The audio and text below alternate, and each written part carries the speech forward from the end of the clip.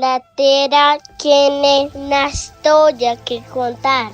Desde sus entrañas hasta la superficie, cada roca, cada movimiento y cada descubrimiento nos hablan sobre el pasado, el presente y el futuro. Aquí, en Voces ACGGP, le damos voz a las geociencias. Hablamos de energía, exploración, sostenibilidad y todo lo que mueve nuestro sector. Bienvenidos a este espacio de conocimiento y diálogo. ¡Comenzamos! Bienvenidos a un nuevo episodio de nuestro podcast Voces ACGGP.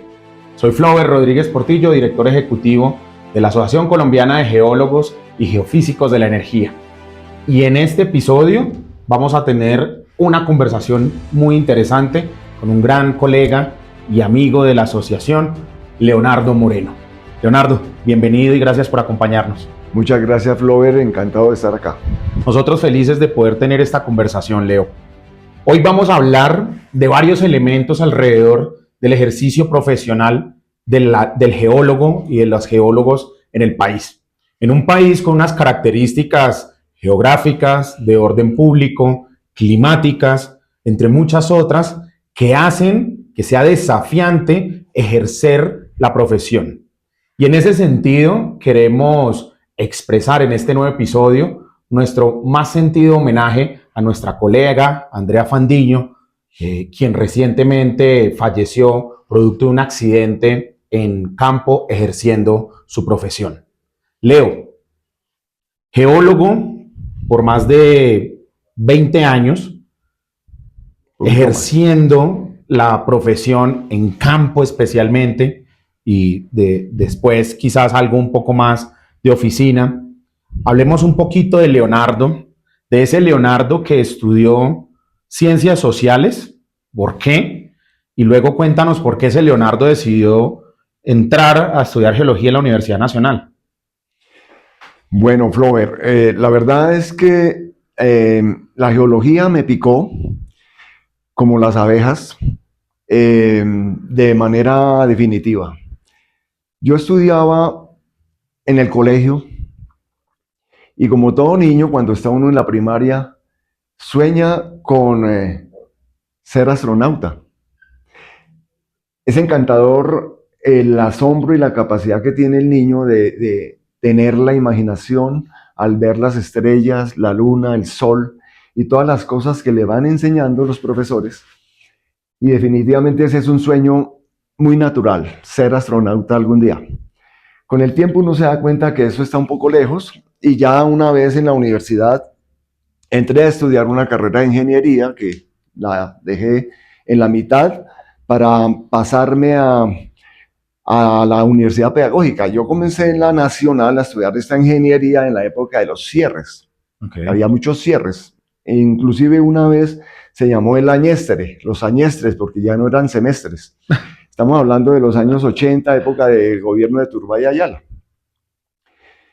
En la pedagógica, después de haber estado experimentando 2 años como operario de una fábrica, ya me había picado el gusanillo del cambio social. Yo quería saber qué era un proletario. Entonces, leyendo el marxismo y todas estas cosas que estaban muy de moda en esa época, supe que era ser un proletario, pero vi que lo mío era la academia. Entonces, me gradué de licenciado en la pedagógica en ciencias sociales, también orientado, inclinado por el tema del cambio social, pero las sociales tiene el componente de geografía. Correcto. Y el de historia. Lo de geografía me condujo a organizar en la universidad un cineclub de Carl Sagan, de la serie Cosmos, cuando esto era con unos VHS, no sé si tú habías nacido cuando ello. Alcancé a probarlos.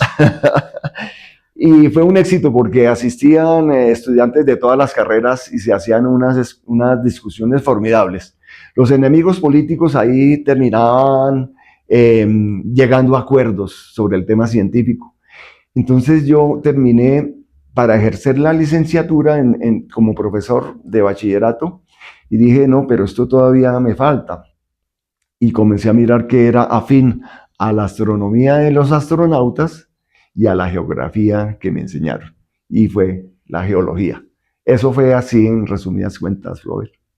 Leo, qué maravillosa historia, porque justamente creo que ese interés por entender lo que ocurre en el planeta es lo que compartimos la mayoría de los geólogos que decidimos estudiar esta ciencia, pero además esa conexión con la naturaleza y esa relación directa con lo social, ¿cierto? Al final de cuentas, vamos a hablar un poquito, pero seguramente en el trasegar de tu carrera te diste cuenta esa importancia que tiene nuestra profesión para una sociedad como la colombiana. Ahora bien, Leo, en este episodio queremos conversar un poquito sobre el ejercicio de nuestra profesión. Cuéntanos un poco cómo fueron esos primeros años de Leonardo Moreno, geólogo, trabajando en diferentes proyectos, especialmente en campo, para conocimiento de los más jóvenes y de todas las personas que escuchan este podcast. Bueno, la verdad es que en nuestra carrera, como tú bien sabes, todos los semestres hay salidas de campo. Y en esas salidas de campo es donde definitivamente se aprende la geología. Se aplica la teoría que han enseñado los profesores en el aula. Ya como profesional, mi primer trabajo fue sacar un par de licencias ambientales para 2 pozos. Okay. Dirigí el proyecto, armamos un equipo, estaban algunos colegas conocidos para algunos, como Víctor Ramírez, como Luis Soto, Enrique Soto, y sacamos esas licencias estrenando Ministerio de Medio Ambiente. Estamos hablando de 1993, siglo pasado. Soy geólogo del siglo pasado. Suena un poquito como chistoso, pero es la verdad. Entonces, ahí comencé a hacer campo. Estuve un año haciendo otros trabajos de campo con una empresa de licencias ambientales, hasta que comencé a trabajar en operadoras ya en oficina, en operadoras de petróleo, de exploración y producción. Trabajé en Chevron, Colombia, y después de eso comencé ante una situación de la empresa que cerraron la exploración, comencé a volver al campo. Entonces hice campo 5 años con varias empresas consultoras, aprendí mucho, consolidé lo que había combinado con la teoría y con las interpretaciones de computador, y definitivamente van de la mano las dos cosas. Pero lo primero es la toma de datos y la percepción de la naturaleza directamente. Y me quedó gustando, me fascinó. Hasta cuando pues ya ocurrieron cosas de tipo incidente en el Cesar, un incidente, digamos, de una mal llamada retención. Estuve secuestrado 4 meses con otros 2 compañeros geólogos.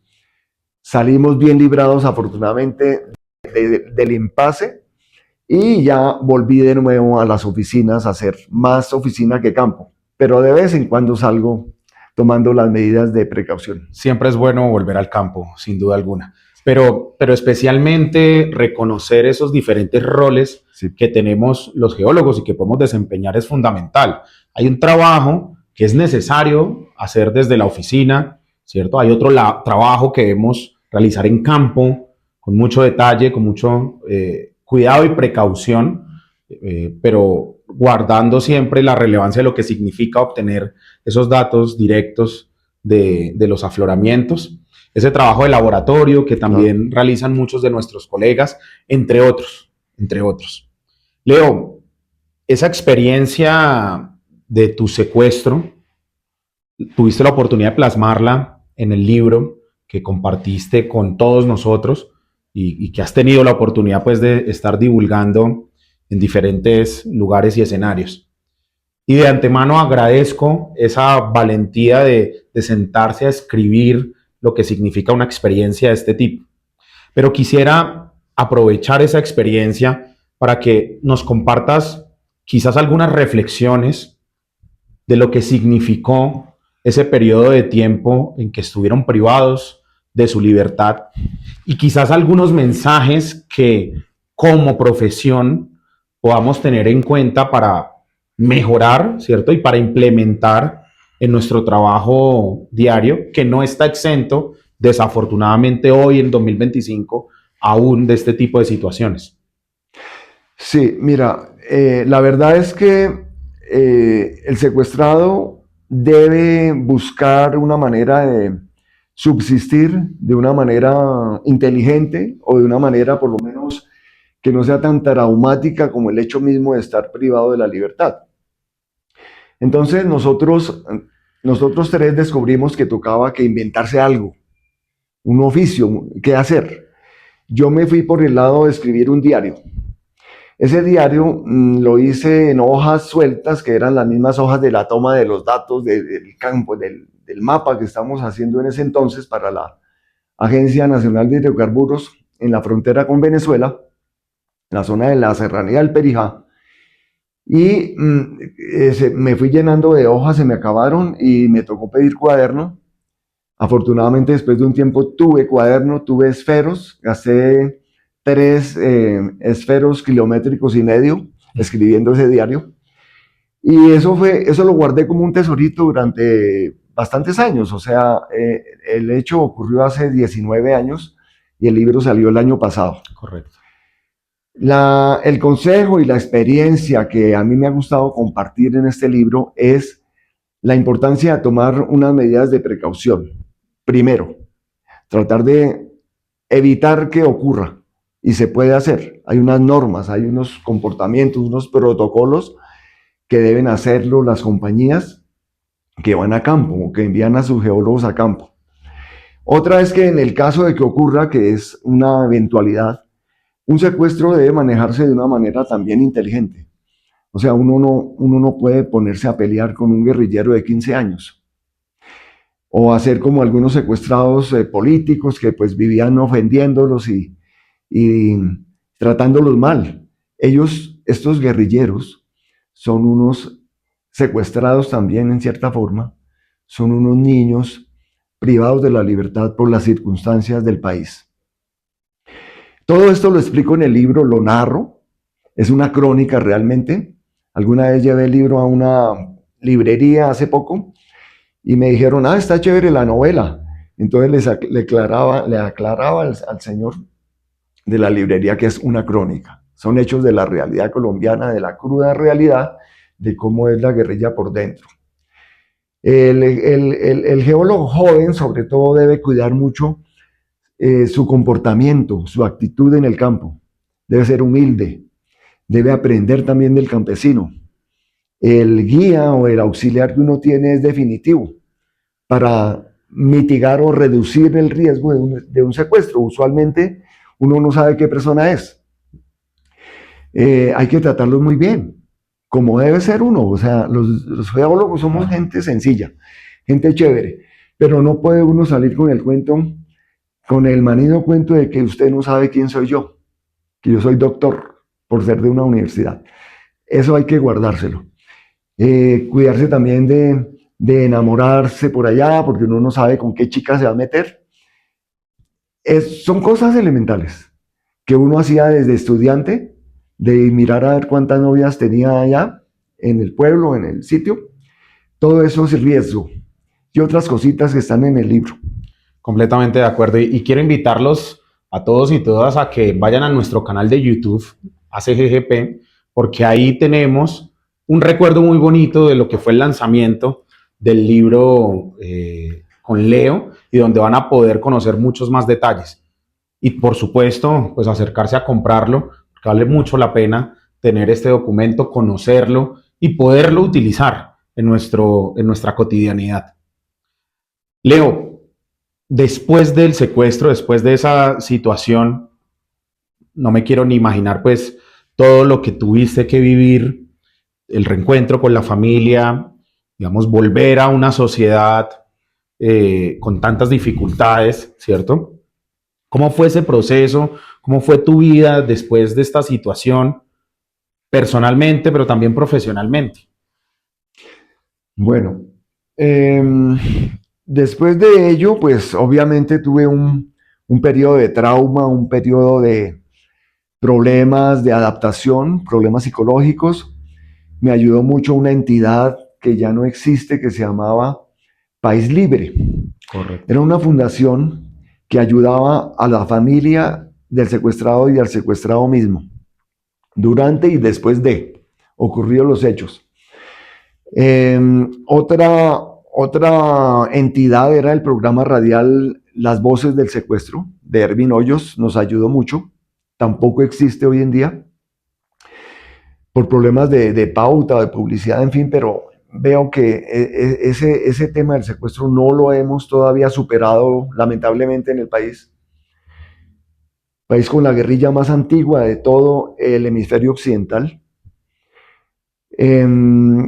Y volviendo a la pregunta, la verdad es que después de superado el trauma, la depresión y las situaciones, me dieron la mano en unas empresas para comenzar a hacer mi trabajo de nuevo como intérprete. Antes de eso, como para tratar de quemar el demonio o de matar del todo el mal, como me lo puedes creer o no, hice campo, volví a hacer campo, con una empresa multinacional que hizo el muestreo más completo que haya tenido Colombia en materia de minerales metálicos, específicamente preciosos. ¿En dónde hiciste Oro, ese campo? cobre y plata. En varias partes del país. Esa empresa llegó a contratar más de 100 geólogos. Estuve en Santa Rosa de Osos, al norte de Antioquia, en el Cauca, en el Bordo. Estuvimos en varias partes y la seguridad era diferente. Los protocolos eran más que perfectos. Pero entonces ahí vamos al otro extremo. No hay que tampoco ir uno escoltado por soldados. No ocurrió en esa ocasión, pero es para mostrar cómo se debe hacer de una manera natural el campo, con una persona de seguridad, obviamente, pero no incurrir en excesos. Excesos significa, por ejemplo, pensar que capacitando al geólogo en defensa personal o cosas por el estilo va a haber garantías o menos riesgo. Al contrario, el éxito para nosotros fue, en el caso del Perijá, ser naturales, no mostrar agresividad ni pretender amenazas de que nos íbamos a escapar. Y nos fue bien, se manejó de una manera natural y tranquila la liberación. Entonces, bueno, ya después estuve en operadoras como Canacol, como Vetra, como Petrotesting, y actualmente soy consultor, trabajo en contratos, hago interpretación sísmica, me gusta mucho, y particularmente estoy también con el tema de renovables y de mitigación del calentamiento global, específicamente haciendo una maestría para inyección y enterramiento geológico del CO2. Maravilloso, Leo. Además, qué buen tema de estudio para mezclar toda esa experiencia, ese conocimiento que has recopilado durante tantos años. Sí. Leo, muchos de nuestros colegas seguramente lo tienen en el radar. Tenemos la Ley 9 del año 1974, que es la ley del geólogo, que es donde básicamente se estipula nuestra profesión, se dictan, digamos, las medidas para que a través del Consejo Profesional de Geología se haga seguimiento, vigilancia y control del ejercicio de nuestra profesión en el país. Y es, por supuesto, pues, digamos, el reglamento, la hoja de ruta para nuestro ejercicio profesional. Me gustaría que nos dieras tu opinión sobre qué le puede faltar o qué debemos agregar en el caso de una actualización de esa ley, por supuesto, en el contexto de la seguridad del ejercicio de nuestra profesión. Sin lugar a dudas, el tema de la ley del geólogo y su reforma es crucial para los actuales momentos que vivimos los geólogos. Estamos sufriendo un altísimo desempleo. Estamos viviendo una especie de injusta estigmatización de ser depredadores del medio ambiente. Estamos también sufriendo el tema de de que el petróleo y el carbón son nocivos y son malos, cuando cerca de la mitad de los geólogos somos petroleros o mineros. De modo que se vive una época de una crisis, un caos en nuestra profesión. Pero debemos asumirla con valentía, y para ello el Consejo Profesional de Geología juega un papel fundamental. Pienso yo que leyendo la ley que fue enfocada inicialmente como las condiciones y los requisitos para ejercer la profesión, no solamente los colombianos geólogos, sino los extranjeros, cuando en ese entonces, en 1974, no había geólogos suficientes, había que contratar a químicos o ingenieros de otras disciplinas. Hoy en día tenemos una gran cantidad de geólogos, miles de geólogos. Por lo tanto, pienso que esa reforma debe protegernos en el sentido de resguardarnos, en primer lugar, de los temas que estábamos hablando antes, o sea, la seguridad del geólogo. La seguridad no solamente en el aspecto del conflicto armado, sino también de la seguridad con la naturaleza, que era lo que hablabas al comienzo de este podcast. Tener capacitación, ponerlo también en el código, que eso sea una obligación de las empresas que envían a sus geólogos a campo, la capacitación no solamente en primeros auxilios, sino en prevención y en capacitación de personas, por ejemplo, de los que son los primeros respondientes, que están capacitados para aplicar inyecciones intravenosas, que son las que se requieren con mayor eficacia para mitigar este tema de los ataques, por ejemplo, de los enjambres de abejas. Que tú mencionabas al principio, fuera de cámaras, sobre un libro muy interesante que leíste, sí, y que refiere más a accidentes, sí, con animales venenosos, sí, en lugar de ataques.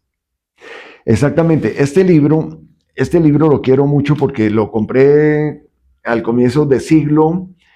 En 2002, es una edición limitada del profesor Daniel Pineda.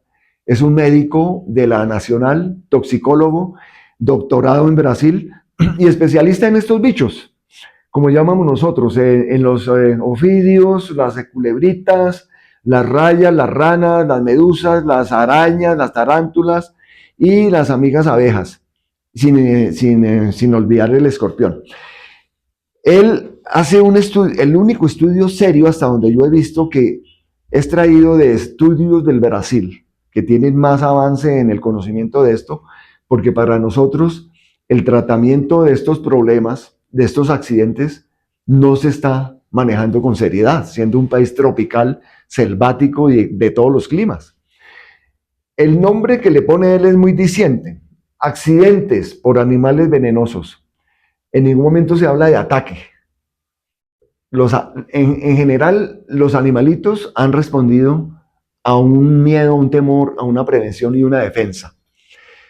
Las abejas vienen del Triásico. Las venenosas ya son del Cretácico. Ellas han tenido una evolución. Por alguna razón las pone nerviosas el color negro y los colores oscuros. De modo que con chaquetas como la que tú tienes, no conviene ir a hacer campo. O chaquetas de colores rojos, de colores fuertes. Es recomendable mirar todo lo que dicen estos manuales de colores claros. Usar sombrero, usar una malla.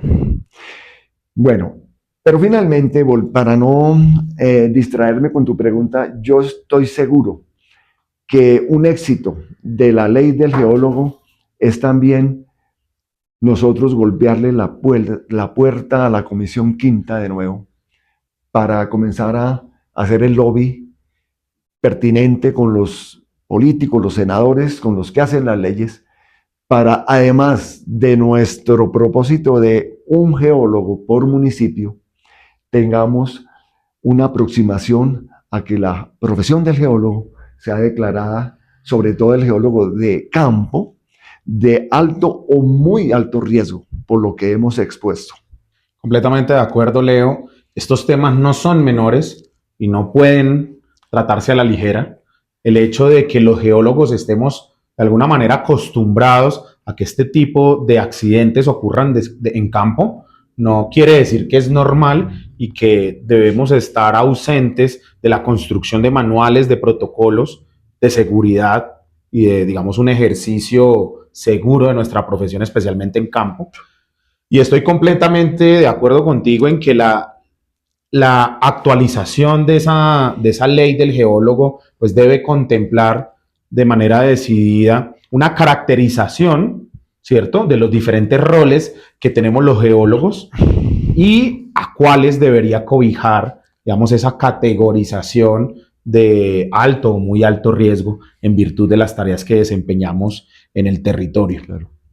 Leo, para acercarnos al cierre de este espacio y agradeciendo estas reflexiones que has compartido con nosotros, ¿qué mensaje te gustaría dejarle a nuestro gremio, a los colegas, las colegas que están escuchando y viendo este podcast? Leonardo Moreno, licenciado en Ciencias Sociales, geólogo con más de 30 años de experiencia.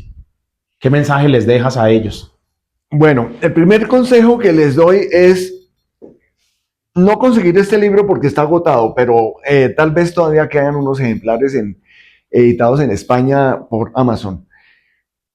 Compren este libro. Este libro del que hemos hablado, Las rocas no siempre están libres, trae unos consejos muy importantes al final de cómo los geólogos debemos defendernos como gremio. Nosotros debemos ser un gremio unificado. Nosotros peleamos por cosas muy científicas. Muchas veces nos dejamos de saludar por estar defendiendo una u otra tesis de un determinado problema geológico. En el tema político, no es posible que estemos nosotros agarrados en las redes por un tema político cuando estamos abocados a este problema, como he mencionado, del desempleo, de estar estigmatizados, tener problemas de la visibilidad equivocada que tiene la opinión pública de nosotros. Entonces, esas redes que se enfrentan unos con otros o nos enfrentamos unos con otros, debemos de bajarle esa toxicidad para hacer que sea una comunicación asertiva y no tener una locura colectiva en las redes, peleando con gente que uno no conoce. Eso no lo hagamos, compañeros. La verdad es que somos miles y el ejemplo que dan, por ejemplo, los ingenieros de petróleo es importante. Ellos están unidos.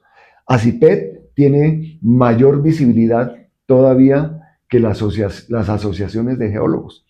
De manera que lo que llamo es a seguir el ejemplo que hicimos nosotros cuando nos secuestraron, que éramos tres mundos diferentes, pero los tres salimos unificados y de acuerdo en lo que teníamos que hacer, nuestros movimientos los discutíamos y no cometimos errores. Que por ejemplo uno de los tres decidiera por el desespero salir corriendo y volarse y poner en peligro a los otros dos, eso lo discutíamos mucho. Los miles que somos, trabajemos unidos por un gremio fuerte, con futuro, y el planeta que tiene todavía más de la mitad de su vida, trabajémosla con una actitud inteligente. Un gremio unido es un gremio fortalecido y definitivamente es un gremio capaz de incidir en la toma de decisiones, especialmente de política pública en nuestro país. Incluir la voz técnica de los geólogos en esa construcción de política pública es fundamental, justamente para que podamos avanzar de una manera más rápida, eficaz y eficiente en resolver muchos de los retos que tenemos a nivel profesional. Blindar nuestro ejercicio profesional, ya lo hemos hablado, es fundamental a través de condiciones laborales dignas, a través de protocolos de seguridad en campo y en las diferentes labores que desempeñamos, pero especialmente a través de ese reconocimiento institucional de nuestra profesión y para lo cual estamos trabajando muy fuerte desde la ACGGP.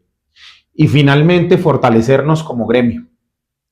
Es definitivo que la representatividad nos va a ayudar a alcanzar esos objetivos comunes que podemos tener como profesionales. Gracias, Leo, por hacer énfasis en ese mensaje. Y muchas gracias, Leo, por acompañarnos en este nuevo episodio de Voces ACGGP. Ha sido un verdadero gusto conversar contigo. Muchas gracias a ustedes, Flover y compañeros acá presentes en el estudio. Me sentí muy complacido cuando me escogieron para venir acá a contar estas cosas. Para mí es un placer y es una vocación poder enseñar, poder participar y poder dar asesorías sobre todo a los nuevos geólogos que siguen afortunadamente surgiendo en el país. Porque las voces ACGGP guían nuestro desarrollo profesional. Los invito a que nos sigan en todas nuestras redes sociales, acompañen este podcast, escúchenlo y compártanlo con más personas. Muchas gracias a todos y todas y que tengan un maravilloso día. Gracias.